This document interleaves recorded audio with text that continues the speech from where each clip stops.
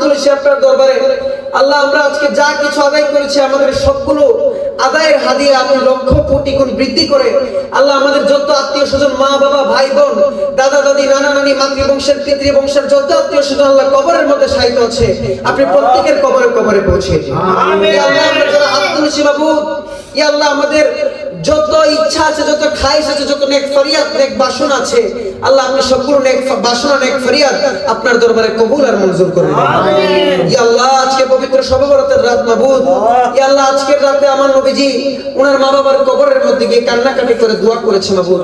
ইয়া আল্লাহ আমাদের যত আত্মীয় স্বজন আজকে কবরের মধ্যে আছে মাবুদ, মাবুদ যে আত্মীয় স্বজনকে আল্লাহ গরমের দিনের মধ্যে ফ্যানের নিচে রাখতাম, এসির নিচে রাখতাম, আল্লাহ শীতকাল আসলে মোটা মোটা কম্বলের নিচে রাখতাম মাবুদ, আজকে সেই আত্মীয় স্বজন গুলো কবরের মধ্যে শায়িত আছে ও মাবুদ।